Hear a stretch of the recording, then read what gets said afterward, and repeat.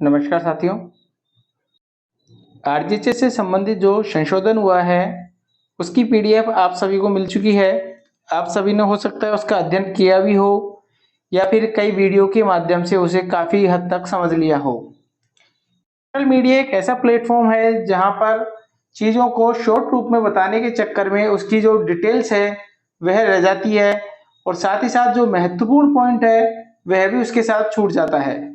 इस पीडीएफ के साथ में कुछ ऐसा ही हुआ है, क्योंकि जो मैसेज वायरल हो रहे हैं पीडीएफ के साथ में वहां इस प्रकार से लिखा आ रहा है कि महिला कार्मिकों हेतु आरजीएचएस में माता पिता अथवा सास ससुर में से कोई एक का नाम सम्मिलित कर सकते हैं के आदेश जारी।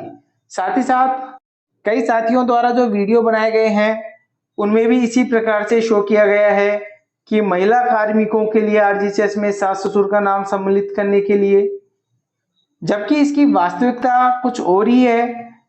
जब हम इस पीडीएफ पर जाते हैं तो और इस पीडीएफ का यदि बहुत से साथियों ने ट्रांसलेशन किया हो तो वो इसे समझ चुके होंगे।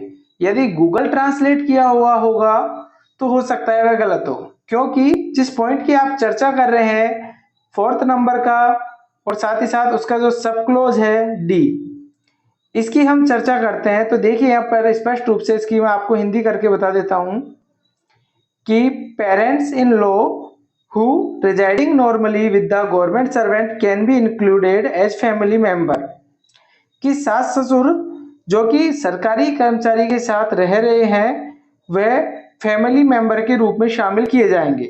ठीक है, अंडर दीज रूल्स ओनली। अब यहाँ पर एक शब्द है जिसमें ओब्लिक लगाया हुआ है बीच में, हिज ओब्लिक हर।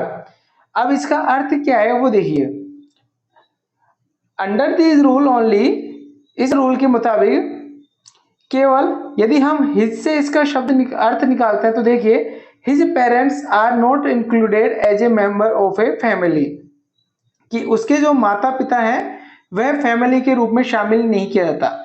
यदि एक पुरुष कार्मिक, एग्जाम्पल के तौर पे लीजिए कि यदि एक पुरुष कार्मिक के सास ससुर के साथ रह रहे हैं तो उसके माता पिता जो हैं फैमिली के रूप में शामिल नहीं किए जाएंगे।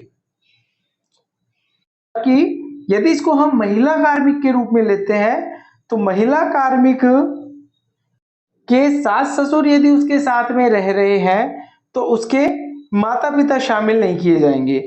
यह आदेश जो है केवल महिला कार्मिकों के लिए नहीं है, कि हम यह नहीं कह सकते कि महिला कार्मिकों के लिए परिवर्तन हुआ है, नहीं, पुरुष कार्मिकों के यदि सास ससुर के साथ रह रहे हैं तो वह अपने सास ससुर को भी इसमें ऐड करवा सकता है। पहली बात, इस प्रकार से महिला कार्मिक भी अपने सास ससुर को ऐड करवा सकते हैं। An option regarding choice to include either his parents his oblique her, देखिए यहाँ पर भी स्पष्ट लिखा हुआ है कि एक ऑप्शन दिया जाएगा आपको इसके संबंध में चॉइस करने के लिए कि आपको या तो जैसे पुरुष कार्मिक है तो उसके माता पिता हिज पेरेंट्स या फिर हिज पेरेंट्स इन लॉ उसके सास ससुर, दोनों में से कोई हो एक। इसी प्रकार से हर पेरेंट्स महिला कार्मिक के माता पिता या फिर हर पेरेंट्स इन लॉ उसके सास ससुर shall be declared by the government servant on the RGHS portal.